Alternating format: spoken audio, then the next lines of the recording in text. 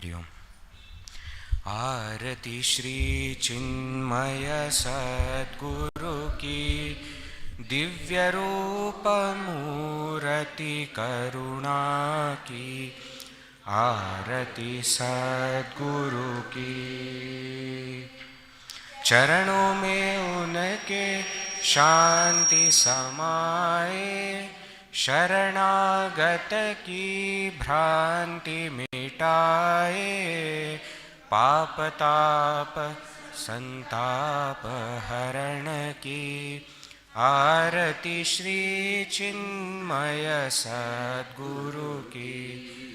आरती सद्गुरु की।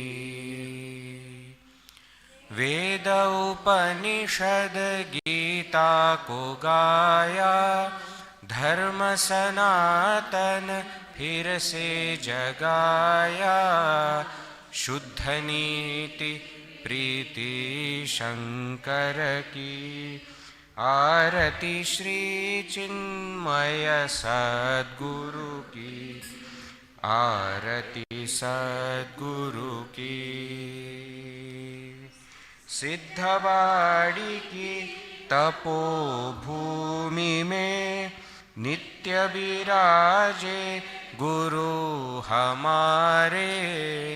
भक्त हृदय आनंद स्रोत की। आरती श्री चिन्मय सद्गुरु की।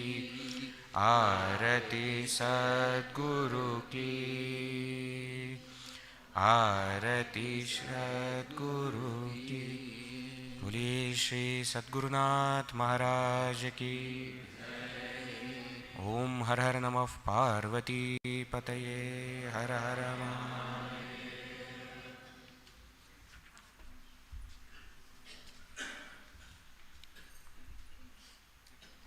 Thank you, sirs and madam. Before Pujya Vedji commences the discourse, a few important announcements. Kaivalya Upanishad books are available in both in English and Kannada. Please pick a copy of it, as you will find Pujya Vedji is very strict teacher.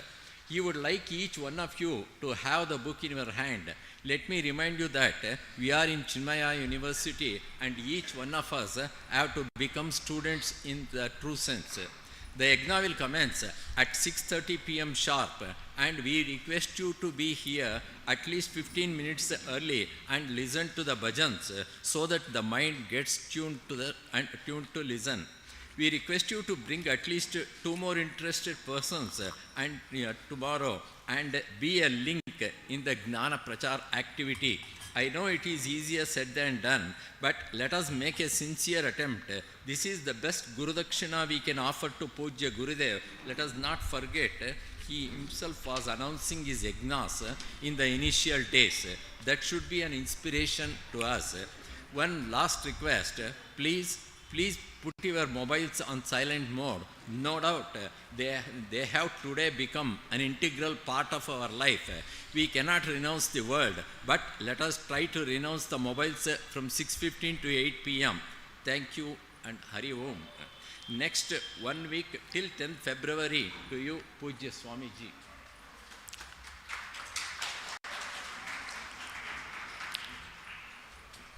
Hari Om. Am I audible everywhere? You can turn your chairs, otherwise by the end you will have your neck pain. I don't want to be the cause of that. See, when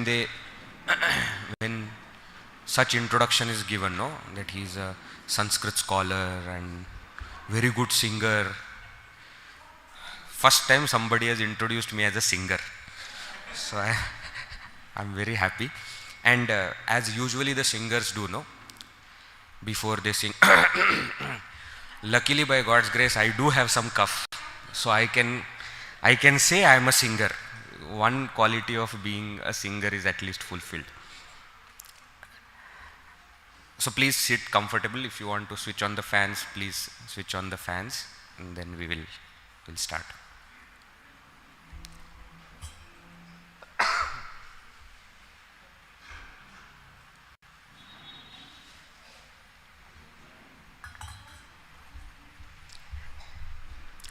All can see me?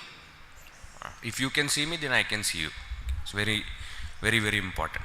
I'm happy to see so many people here. After COVID, everybody is so reluctant to go anywhere because they think that everything they get in their home. But you see that personal touch does not happen online. Welcome to all the people who are joining online also. Those who can come, please come physically here every day. Shall we start?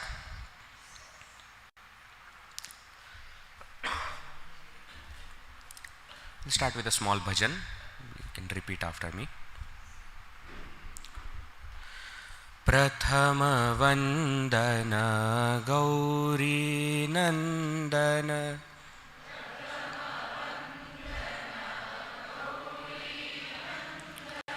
प्रथम वंदन गौरी नंदन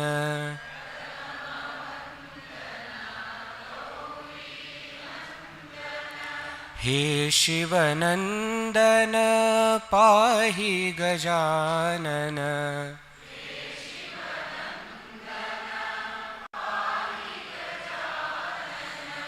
हे शिवनंदन पाहि गजानन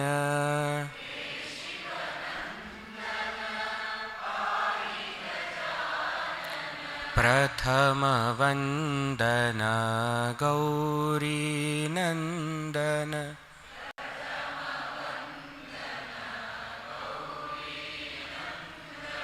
प्रथम वंदन गौरी नंदन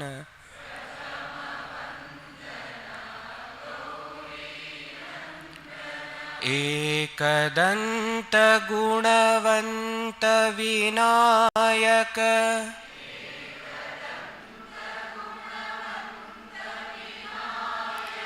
एकदंत गुणवंत विनायक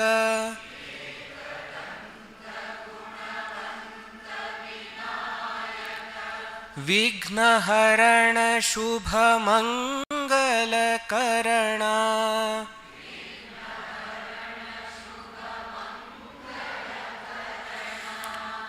विघ्नहरण शुभ मंगल करणा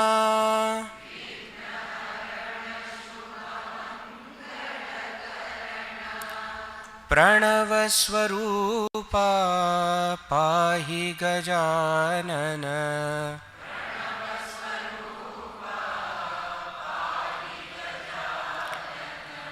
प्रणव स्वरूपा पाहि गजानन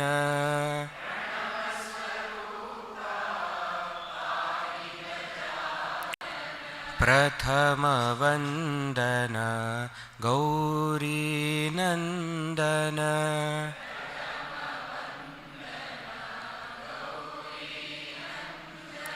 प्रथम वंदन गौरी नंदन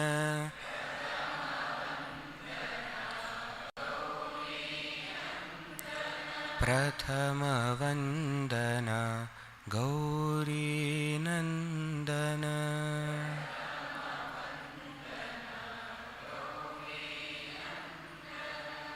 बोलिए श्री सिद्धिविनायक भगवान की, श्री सद्गुरुनाथ महाराज की।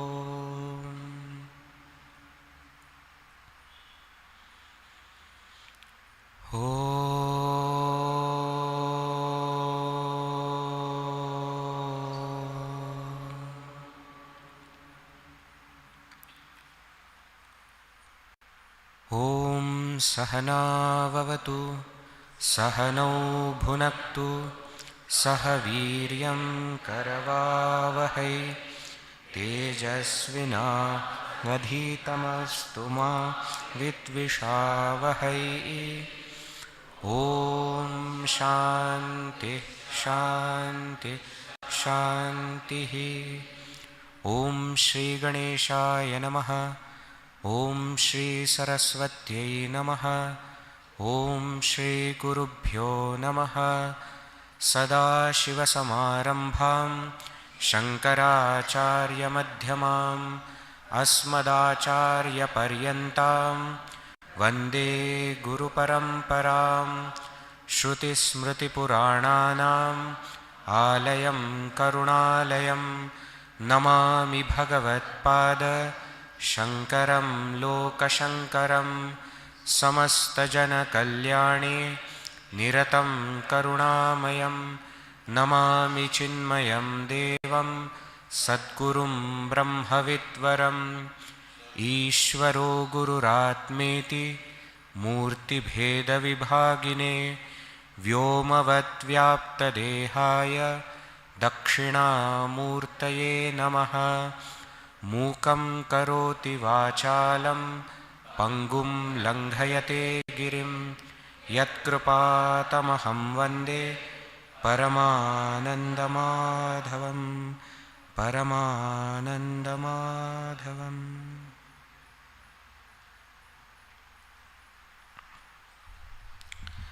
Hari Om. In next 1 week, we are going to study one very important and beautiful text. It is Kaivalya Upanishad.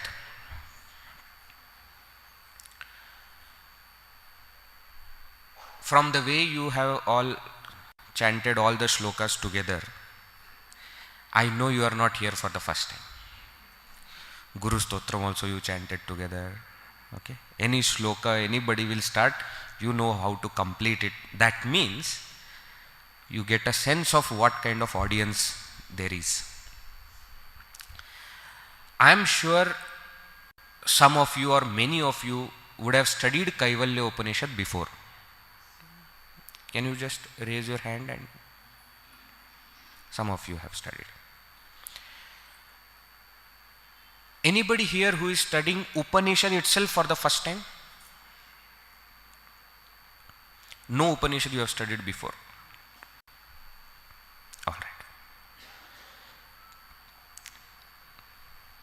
Good. Such balance is required.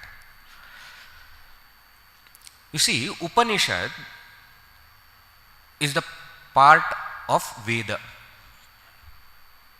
Veda, which is the foundational text of our Sanatana Hindu Dharma and of Bharatiya Samskriti. The foundational text is Veda. Let us see little bit of introduction into this Veda Upanishad and then we will come to Kaivalya. Veda word in Sanskrit comes from root vid.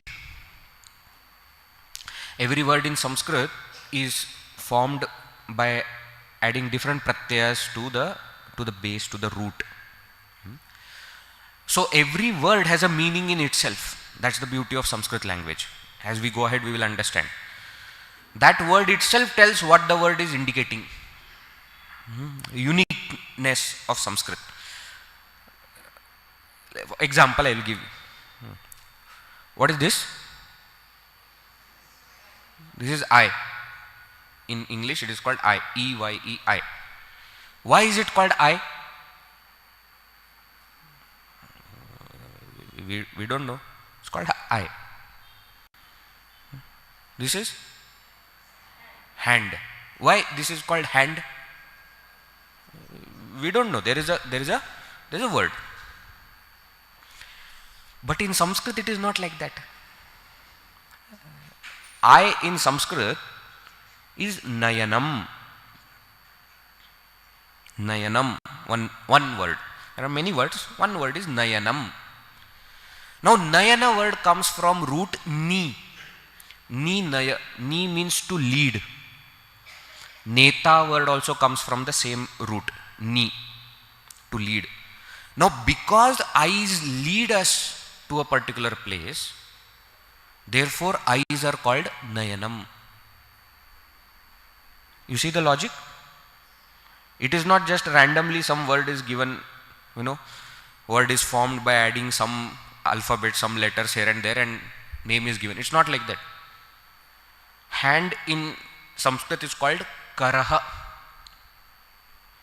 Comes from root kru. Kru means to do. Because hand is used to do so many things, therefore hand is called as karaha, karoti iti.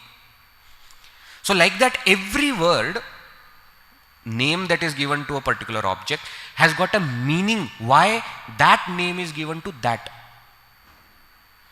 So if the foundational text is called Veda, there has to be some meaning. What is the meaning? Veda word comes from root vid. Vid means to know. Vetti, vid, vidyate. Right? Vid means vetti. Vid means to know. So Veda means what? The knowledge itself is called as Veda. Veda by word only means knowledge. Right. One more meaning. Vedyate anena, that by which we come to know, is also called as Veda. What we come to know, the knowledge itself is called as Veda, and the means by which we come to know something, that means also is called as Veda. That's why in the Vedantic sessions, lectures, etc., you will hear that Veda is a pramana. Have you heard this word before? Pramana. Pramana means what? Authoritative means. Not just any kind of means, authoritative means. Why? Because it is right means to know. So Veda is knowledge. Veda also is means of knowledge. Okay? Now knowledge of what? Means to know what? So we say means to know everything. Whatever you want to know. Why? That's why knowledge. See, knowledge of something is possible. Knowledge of physical objects, knowledge of chemical solutions, knowledge of mathematics, knowledge of history. But knowledge is same. What it is of may be different, but knowledge per se is same. And therefore, Veda contains all kinds of knowledge. Material, spiritual, all kinds of knowledge. So Veda as knowledge means everything that is to be known, that can be known, that must be known, everything is part of this Veda. Okay? Now, how can everything be part of the Veda? Because it is the root knowledge of all knowledges. Once you understand the root knowledge, all other knowledges are included. Let me give you an example to understand this. See, when I was in school and all, sometimes at that age, we get funny questions. But at that time we feel this is a very important question that I must find out. My question was that these mechanics, road, bike mechanics, car mechanics, cycle mechanics, how do they know everything about all cars? That was my question. That when a company launches a new car, does it give any manual to the mechanic? All the mechanics of the world are connected by some means, and how do they come to know that new car is there? Mechanic should know na how the new car works.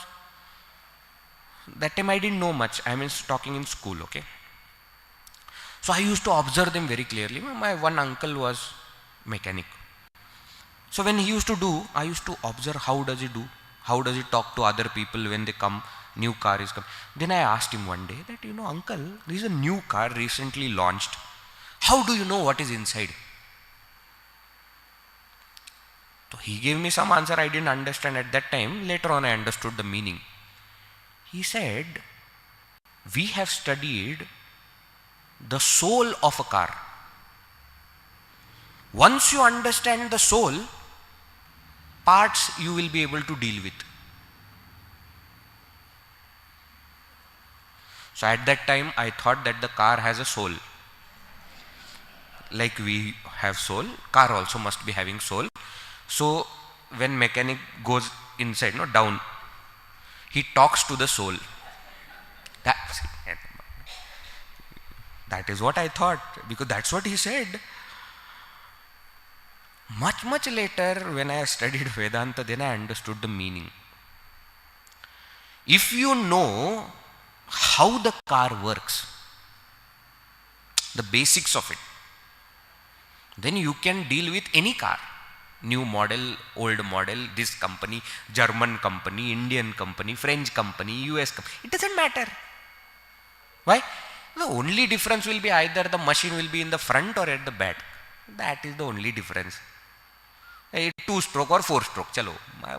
CC will be different. But you will know. Why? Because you have understood the essential point. Essential point is understood. The same way with all the people, all the experts. You see, jeweler. You take any new thing also to him and say that this is gold. I want to redo it. I don't like the design. So what? Why? Because he understands the gold. He may not understand that the way your design is made, because you might have gotten it made from somewhere else. That doesn't matter. Why? He understands gold. Same with computer engineers, software, hardware. They understand the core of it. All other things are manageable.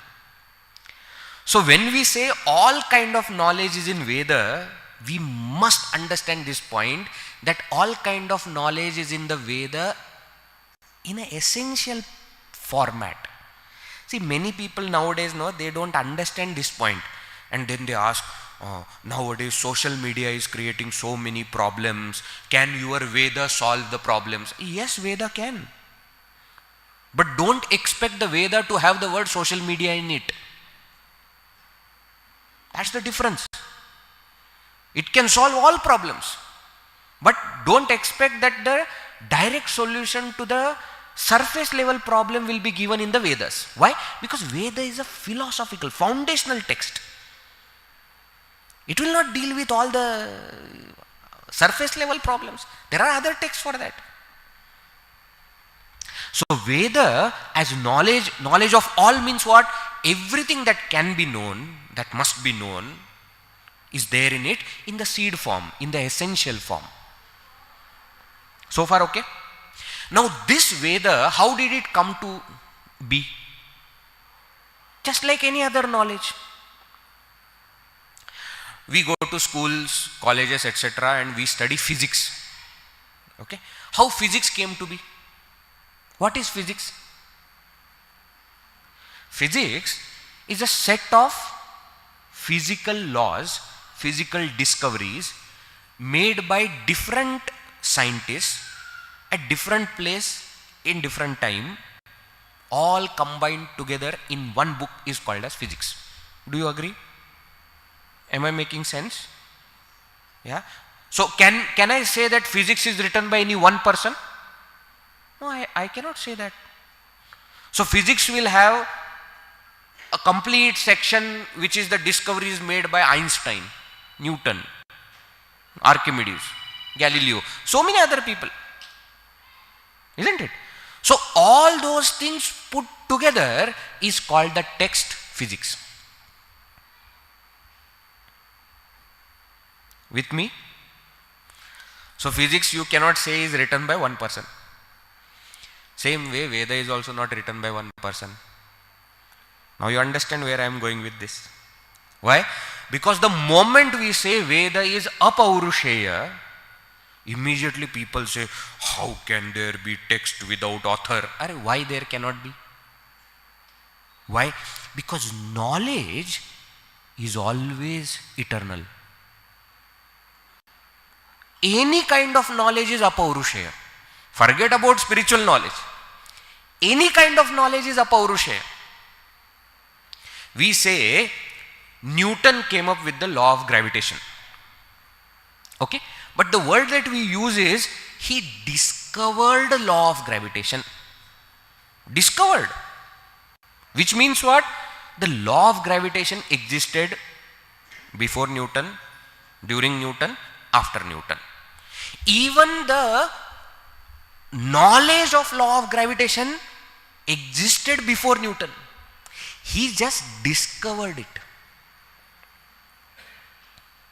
So knowledge that way is apaurushaya. Apaurushaya means what? You cannot you cannot say that this is written by this person or this is of this person. No, you cannot say. Therefore we say it is revealed knowledge. Knowledge is always revealed. Because one man called Newton was continuously behind it, and in everything he was trying to find out, that knowledge was revealed to that man. Okay, so suppose you and me go and sit under the apple tree, wait for apple to fall. No 9.8 meters per second square, etc. will come to our mind. Why? We are not seeking it like that. Because Archimedes was desperate for that understanding how the water splashes out and how much, etc. Because he was behind it, in any moment the knowledge just revealed itself to him. Isn't it? Famous story is there, no? He was entering into the bathtub. When he entered into the bathtub, water came out. And then he said, this is what I was searching for. Now remember, he has entered that bathtub so many times before. Why it did not reveal before? Because he was not ready for it. His continuous seeking and continuous practice, that made him ready for it, and that knowledge just got revealed to him. And then he started shouting, Eureka, Eureka. You know the story. Just like that, Veda also is set of revealed discoveries. The only difference being, when the physics, chemistry, mathematics, biology, history, geography, these are the subjects which deal with the world, Veda deals with oneself. The object of knowledge, or let us say subject matter of the knowledge, Vishaya, is different. Method is same. Vishaya is different. That's why our Gurudev used to call Rishis as subjective scientists. He says, just as there are scientists of the objective world, these were the subjective scientists. Why? Because they wanted to find out something within themselves. So the body is there, inside the body there are senses. How many sense organs are there? 5 sense organs are there. How many organs of action are there? 5. How many pranas are there? Main pranas are 5, upapranas are 5. Then what kind of inner instrument do we have, and how can it be divided? All these are also discoveries done by subjective scientists. So many subjective scientists, whom we call as rishis, at different times in different places were seeking this knowledge, and the knowledge was revealed to them. The particular knowledge that they were seeking. Fine. And all that knowledge put together is what we call today as Veda. Any problem with this now? So Veda is apaurushaya. And Veda contains what? revealed knowledge to many, many rishis, where the subject matter of the knowledge, the Vishaya is oneself. Oneself. As I said, Veda contains the knowledge of everything in the seed form. So in the knowledge of oneself, the knowledge of the entire world is already covered in essence, right? But that is not the main topic of the Veda. How to do a surgery is not the topic of the Veda. Veda will still tell you how to do it. You can still derive that knowledge from the Vedas, but that is not the main topic of the Veda. Okay? Just to give you example, 15th chapter Bhagavad Gita we all chant before food, etc. We say, no, aham vaishvanaro bhutva praninam dehamash prana apana samayukta pachamyannam chaturvidham. Now somebody takes a session by saying that Bhagavad Gita says that there are 4 kinds of food. Why? Bhagavan says pachami annam chaturvidham. Chaturvidham annam aham pachami. So there are 4 kinds of food, and then they will explain also, no? You must have that which can be chewed, that which can be sucked, that which can be licked, that which can be swallowed. 4 kinds of food. Who says? Bhagavad Gita says. Bhagavad Gita says that by the by. That is not the topic. Bhagavan is telling that Chaturvidham is additional information. The point there is, aham annam pachami. I am eating the food. I am digesting your food, which is of 4 types. Now you understand that 4 types, their food is of 4 types, though it comes in Gita, but that is not the topic of the Gita. That's not the topic of the verse. In the same way, there will be all kinds of knowledge that can be derived from the Veda. But that is not the main topic of the Veda. So the main topic of the Veda is oneself. Now, when different rishis seeking different kinds of knowledge about oneself were revealed that knowledge, they taught that knowledge that was revealed to them to their students. The students in turn learnt. Some of the students themselves went on to become rishis. Why? After learning the knowledge from the Guru, they were seeking something and more knowledge was revealed to them, which they then taught to their students. And this is how the knowledge came down. Knowledge came down means knowledge came forward, flew. It continued. And because the transfer of knowledge was in the form of talking, so the student used to hear, understand, memorize, maybe reveal some more knowledge revealed, add to that, and then teach it to students, which the student will again listen. Veda itself is also called as Shruti. Shruti, that which was heard. So I am not telling something which I think, no, I have heard it from my master. So what? It makes very clear that the knowledge is pure. Why? Because my mind one day says like this, another day says like this. We can't believe that, no? One day I feel MS Dhoni is the best cricketer. Next day you come and you ask me, MS Dhoni, a worse fellow. But yesterday you said, no, I changed my mind. That we keep changing our mind. One day we say, this is my favorite food. So the wife cooks. Then you say, I don't like this. But when I say that this is the knowledge that I have heard from my Guru, it shows that purity is maintained. But of course, what happened after some time, the retention power started to reduce. So the Guru used to teach, but the student was not able to receive everything, retain everything, and give everything to the next generation. So the loss of knowledge started to happen. At such time, Bhagavan Vedavyasa came and he converted this knowledge into text, into volumes. That's why sometimes they will say, how many Vedas are there? Then somebody will say, Veda is one. What they mean is, Veda as knowledge is one. But as text, as volumes, 4 Vedas we know. What are the 4 Vedas? Rigveda, Yajurveda, Samaveda and Atharva Veda or Atharvana Veda. It was Vedavyasa who went and learned from all the rishis, imagine, and then compiled all that he has learned in these 4 volumes. Right? Now, each Veda, each volume, now when I say Veda, now I am not talking about the knowledge, I am not talking about the means of knowledge, but I am talking about the text that gives that knowledge. You understand the difference? So, each Veda, each volume is further divided into sections. According to what? According to the topic.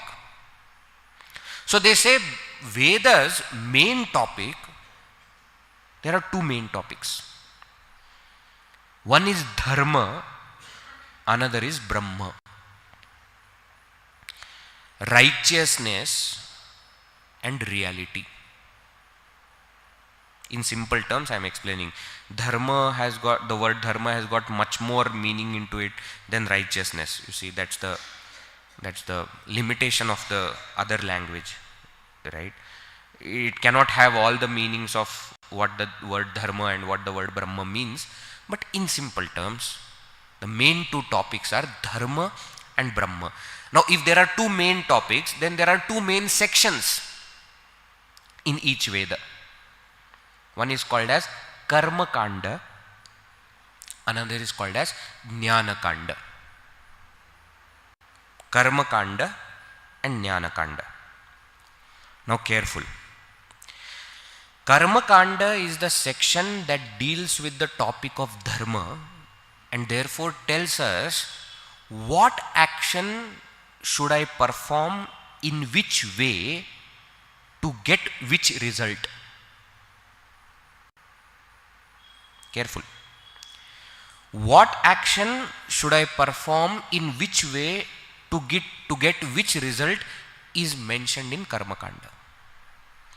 So suppose I want a son, I am married, I am not getting a progeny, I want a son, then Karma Kanda section will tell you, if the desire is for getting a son, then the action is this and it should be done in this way. Clear? Please remember, when the goal is to get something of the world, either this world or some other world, then Karma Kanda section comes into play. So Karma Kanda section deals with the topic of Dharma. Jnana Kanda section doesn't tell you what action to be performed, no, but what you should know to reach where. Why? Because Jnana Kanda is the section that will lead us to Brahma. So in another way, if you look at it, one portion of the Veda, which is called as the first section or the Karma Kanda section of the Veda, deals with action. Which action, which way to get which result. And the second section of the Veda, which is called as Jnana Kanda, deals with knowledge. That's why the word Jnana. Kanda means section. So Karma Kanda means section that deals with action. Jnana Kanda means the section that deals with knowledge. Now sometimes Karma Kanda itself, the section itself is divided into 2.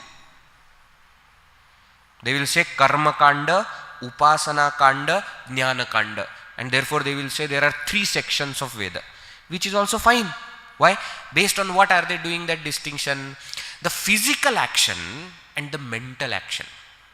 So Karma Kanda and Upasana Kanda, if you have 2 further divisions, then Karma Kanda will deal with the physical actions, Upasana Kanda will deal with the mental actions.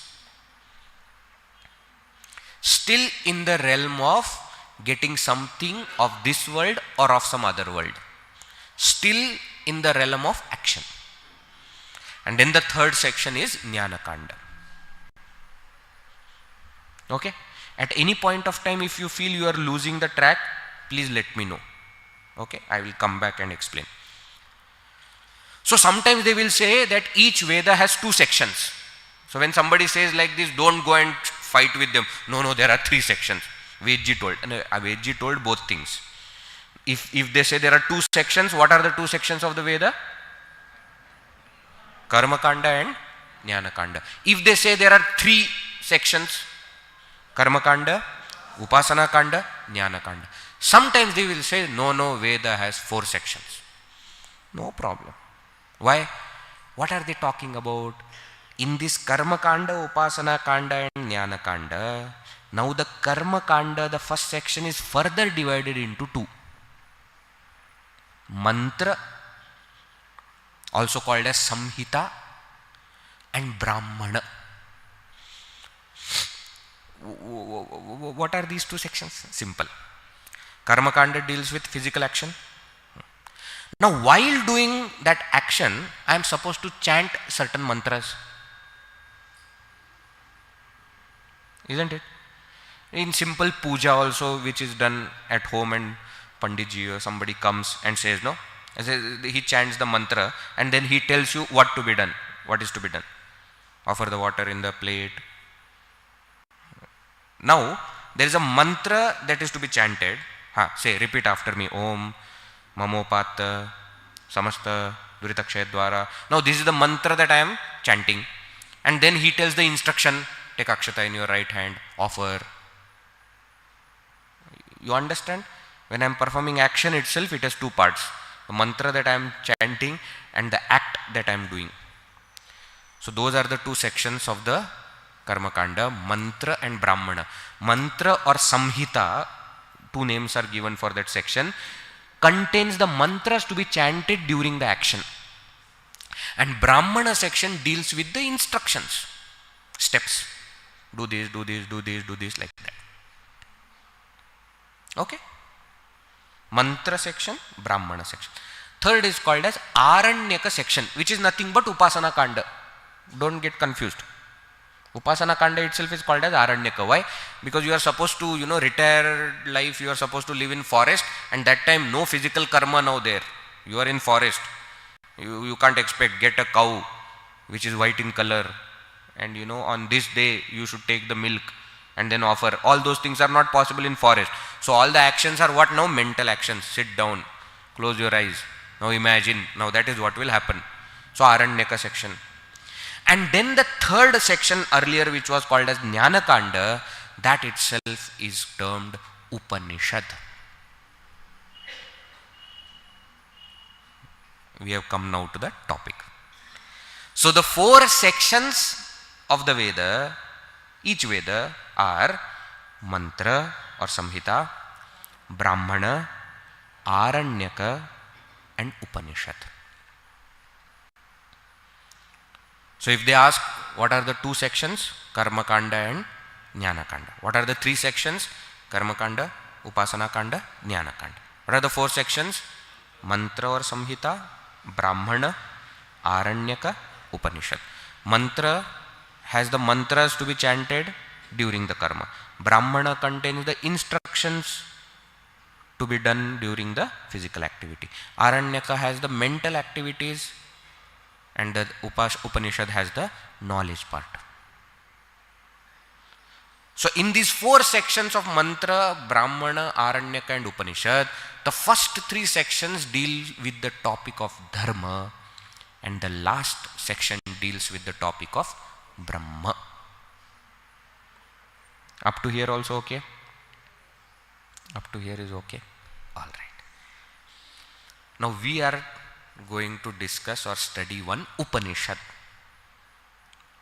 which is the last section of the Veda. Now when we say these 4 sections also, please don't think that as a book there are 4 200 page book, first 50 pages mantra section, next 50 pages. It is not like that. These are topically arranged, not physically arranged. So Upanishad means what? that portion which deals with the knowledge part, which deals with Brahma, it can come anywhere. It can come in mantra section also, it can come in Brahmana section also, it can come anywhere. Topically, it is the end portion, the final knowledge that the Veda, that the text wants to give. And that is what is called as Upanishad. Therefore, another name for Upanishad is Vedanta. This word you all have heard. Vedanta. Vedanta means what? Vedasya antaha. The end portion of the Veda. End portion means what? Topically the final culminating portion, which deals with knowledge of Brahman. That is called as Vedanta. That is nothing but Upanishad. Okay. So we have 4 Vedas. Each Rigveda, Yajurveda, Samaveda, Atharvaveda, each of the 4 has got these 4 sections. Mantra section, Brahmana section, Aranyaka section, Upanishad section is there. Okay. Not physical section, but topical sections. And therefore in each Veda, there are many, many Upanishads. How many total Upanishads are there? I don't know. Sometimes they say 2000, sometimes they say 1000. One Upanishad called Muktiko Upanishad gives list of 108 Upanishads. And it includes itself as the last. So at least 108 Upanishads are there. Okay. But out of these 108 Upanishads, 10 Upanishads are called as major Upanishads. Mukhya Upanishad. Why? Because the great scholar Veda Vyasa, who compiled the Vedas, who compiled the Puranas, who wrote the 18th Purana called Srimad Bhagavatam, who also wrote the great historical text called Mahabharata or Jaya, who also wrote Brahma Sutra expounding the Vedanta philosophy. While writing Brahma Sutra, he took these 10 Upanishads and did a thorough analysis of these 10 Upanishads. So it is like his PhD thesis. Okay, and his area was 10 Upanishads. And how did he choose these 10 Upanishads? He chose these 10 Upanishads from all the 4 Vedas. Just to prove a point that every Veda, every Upanishad is trying to tell you the same thing. They may be the way they are presented may be different, but the topic that they want to give is same. So to show this, he took 10 Upanishads and did a analysis of these 10 Upanishads and wrote a text called Brahma Sutra.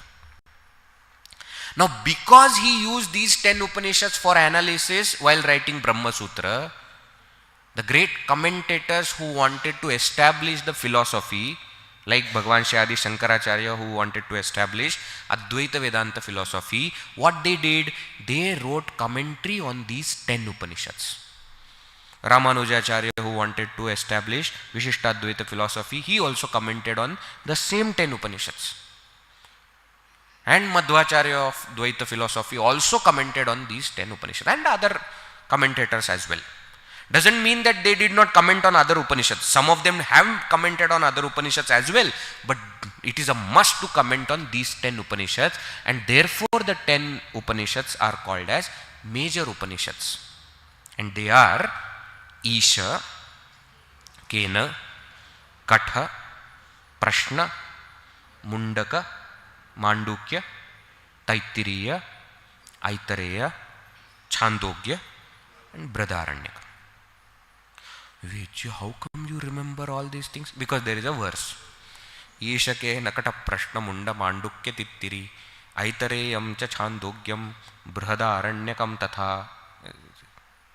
Thank you, Muktiko Upanishad, for making this easy for us to remember. So these are the 10 Upanishads which are called as major Upanishads. Viji, can you chant that verse again? Yeah, why? No, you chant first.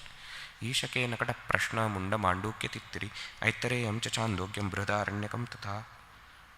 No, 10 are correct. I am not finding mistake in your verse chanting, but Kaivalya did not come in this.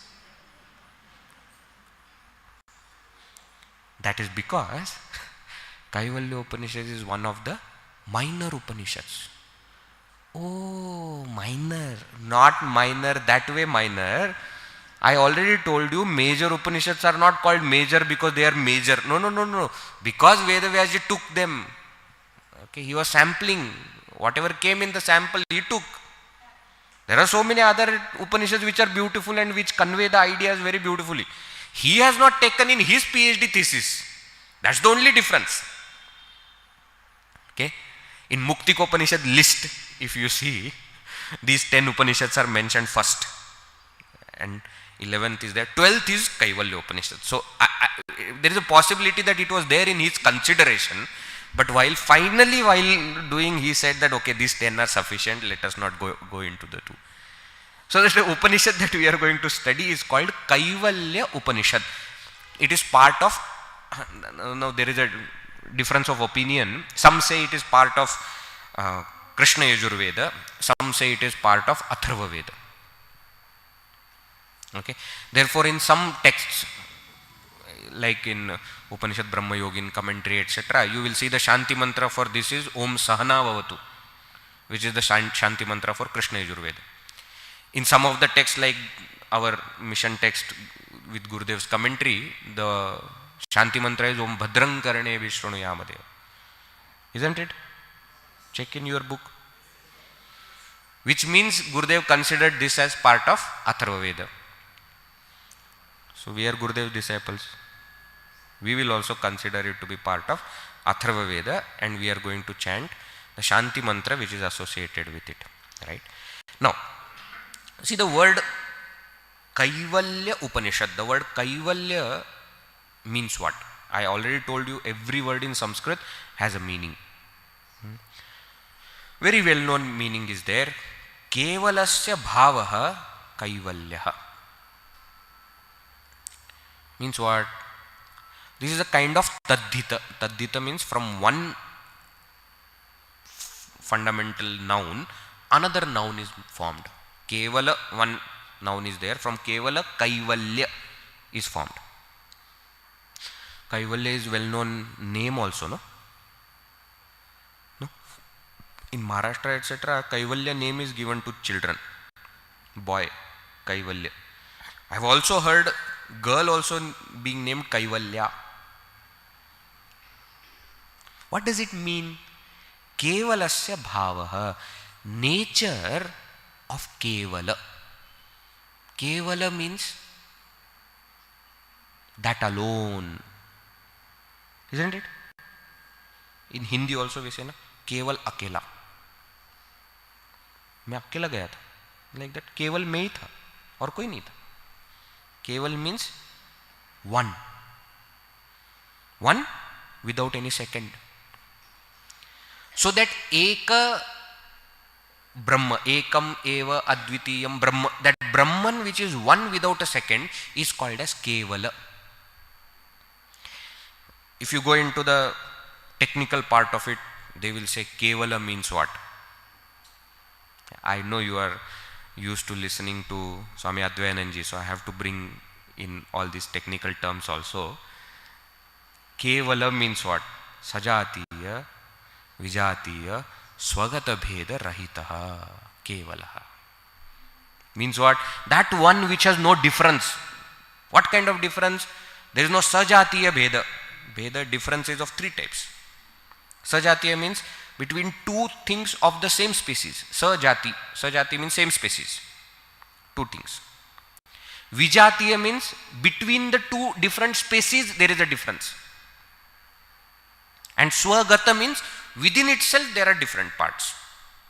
A simple term, simple example. Tree is different from animal. Correct? There are many trees, but you say mango tree and dog are different. What kind of difference do they have? They have vijatiya bheda. They are of different species.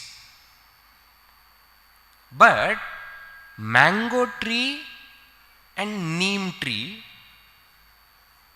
they are also different, but they don't have vijatiya bheda, they have sajatiya bheda. Why? Because both of them are trees, jati is same, but within that same species, same jati, there is a difference. And within the mango tree there are differences. There is a bark is different, and the shakha is different, the leaves are different, isn't it? The mango is different. Now what is this? All are part of the same species and same tree also, but within that tree there are differences. This is called swagata bheda. Now what do you mean by kevala? Kevala means it is that which has nothing different from it, of different species. It has nothing different from it of the same species, and it has nothing within itself which have differences. So sajatiya, vijatiya, swagata, bhedarahita. That is the nature of that Brahman. That which is the nature of that Brahman, kevalasya bhava, is called as Kaivalya. Kaivalya word is the word that is used synonymously for moksha. We say Kaivalya moksha. Moksha means liberation. Now we will see the connection between Kaivalya and moksha tomorrow.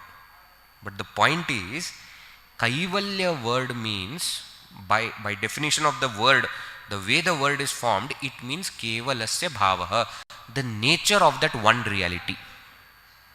That is called as Kaivalya, kevalasya bhavaha. So the Upanishad, the topic of the Upanishad is knowledge of Brahman. That is why it is called as Upanishad. And in that also, what is it going to talk about? It is going to talk about Kaivalya. It is going to talk about moksha. Okay? So far okay? So we understood what is Veda, what is that knowledge. We understood how the Veda earlier was called Shruti, then it became volumes. Then how the division in the Veda is, what is the meaning of the Upanishad, I mean what section is called the Upanishad. In that also we understood major Upanishads, minor Upanishads. Why is that difference? In the content there is no difference, but whether it was taken by Vedavyasi or not, that's the only difference. In that we came to Kaivalya Upanishad, which is part of Atharva Veda, or sometimes they say which is part of Krishna Yajurveda also. And in that we understood the meaning of the word Kaivalya. Okay. Let us conclude today's session by chanting the Shanti mantra. I will chant, you repeat after me. I know you know the mantra, but still, as the tradition, I will chant, you repeat after me. From tomorrow, before every session, we are also going to chant this Shanti mantra. We have other things also that we chant. This also we will chant. Please repeat. Om Bhadrang Karnebhi Shrunuyama Devaha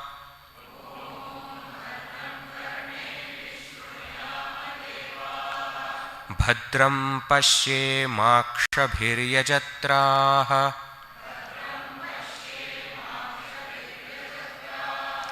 Sthirairangai Istuštuvagam Sastanubhihi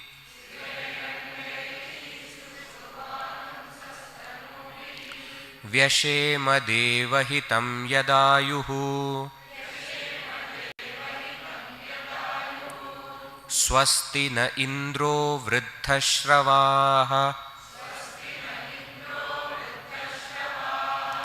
Swasti na Pusha Vishvavedaha Swasti nastarksho Arishtanemihi स्वस्ति नो बृहस्पतिर्दधातु ॐ शान्ति शान्ति शान्तिः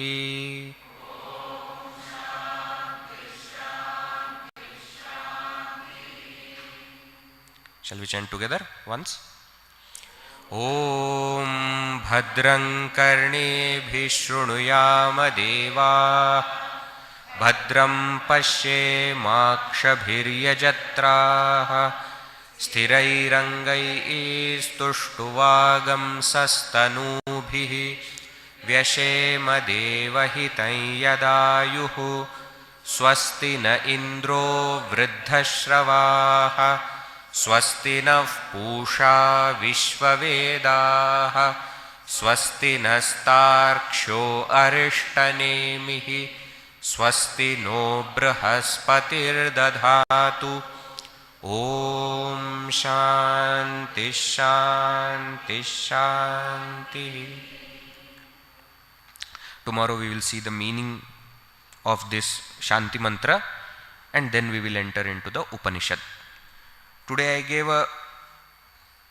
gave an introduction of Vedas, okay, not the introduction in the sense why are we here, what is Brahma Vidya, etc., because that is the topic which will come in the first mantra itself, okay. So that time we will see why are we studying this text, why should anybody study this text, okay, what is it that I am going to get, right, all those things will be covered as the text itself will take it up. Therefore we will see that in tomorrow's session, okay. Today lot of information might have been there, sometimes it is required, okay, and you may some of you may feel what is this, there are so many terms. First few days it will be like this, then you will get used to it. And many of you now, when I say there are 3 sections, you yourself start saying karma kanda, upasana kanda, so many times you have heard. So those who are listening for the first time, don't get overwhelmed. In time it will become part of you. Okay? And those who already know this, chalo, one more repetition happened, nothing, no loss. Right? We will conclude today. We will continue tomorrow at 6:30. Om Purnamadah Purnamidam Purnat Purnamudachyate Purnasya Purnamadaya Purnameva Vashishyate. Om Shanti Shanti Shanti. Harihi Om Shri Gurubhyo Namaha. Harihi Om.